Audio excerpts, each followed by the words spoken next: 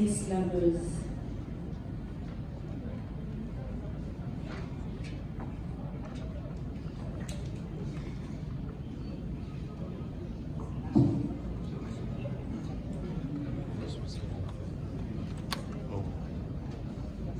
Gardienne de l'humanité, élevée au rang de mère universelle, publicité à l'unanimité. Elle est la gardienne du temple, celle qui nous berce de la maternelle à temple. La clé de l'éducation citoyenne, le phare dans l'océan du savoir. Elle avale la craie matin et soir pour façonner les hommes. Armée de douceur, elle enseigne en dissipant les négatives ondes.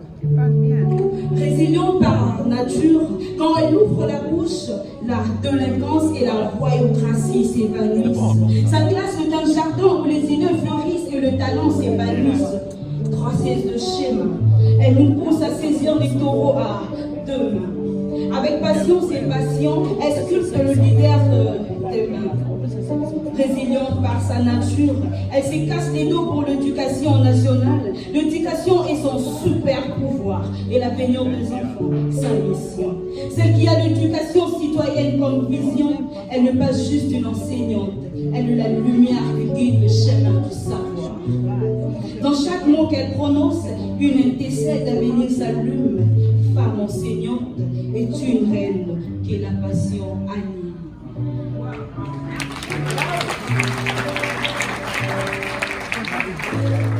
Mais cette femme ne mérite-t-elle pas aussi le bureau? Ne mérite-t-elle pas d'être protégée de ses bourreaux? La femme est aussi appelée à diriger une institution, résiliente par nature, mais un établissement n'est que juste en rétribution. Et la salle de classe ne peut être sa seule restriction.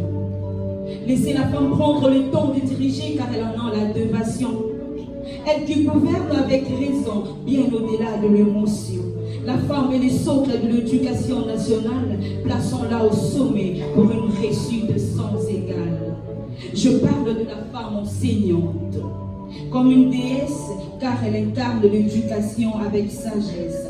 Résiliente par sa nature, elle est la force qu'il faut à la tête de nos écoles pour un avenir plus beau. Merci.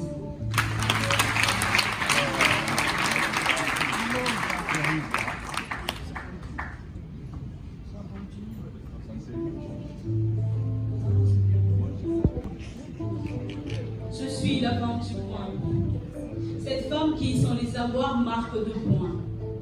Celle qu'on ne voit pas comme une féminisation de Socrate, mais juste comme une femme sorate. C'est le tour des qui chacun tente de tourner, après partir sans retourner. Je suis la femme du coin. Une victime de ses courbes et ses rondeurs, qui chaque jour s'est fait approcher par la bêtise dans toute sa grandeur. Celle qu'on convoitise comme le bitcoin, celle dont la douleur est d'être considérée non pour sa matière grise, mais comme une matière à prendre juste pour la tise. Celle qu'on use de toute la ruse pour pousser à commettre la bêtise, juste pour brancher son tuyau à la prise et qu'on jette la première prise. Je suis la femme du coin, celle qui par la suite manque des considérations et pique une crise. Je suis la femme du coin, la princesse qui voit du loin des bruits dans la boîte au foin. Voilà, je suis la pierre rare qui sort du silence parce qu'elle en a marre. Je suis cet homme fidèle qui sort avec la science de l'information et qui embrasse la philosophie. Celle qui s'emporte par la danse de la logique et non les travails coxalgiques. Alors quand tu uses de la ruse pour accuser des mots à la première prise, en réalisant ma bêtise, je sors une arme de guerre, fruit de ma matière grise. Avec le monde, je passe au crime car je suis la guerrière qui, avec une flamme, croit son accélère pour lutter. Celle qui aime la vie et en prend soin. Celle qui a besoin de toi pour se sentir en sécurité. Celle qui, pour harceler, tu es si irrité. Celle qui a besoin de toi pour balancer son port et se mettre dans un port pour tenter les nombres des cordes et ses corps balancer avec ton apport. La femme du coin, c'est ta soeur, mère, tante et amie. Celle qui fait couler les sueurs la mère quand elle tente de m'aimer. Celle qui a besoin de l'affection qui fait oublier les afflictions. Cette déesse dont les actions méritent les ovations.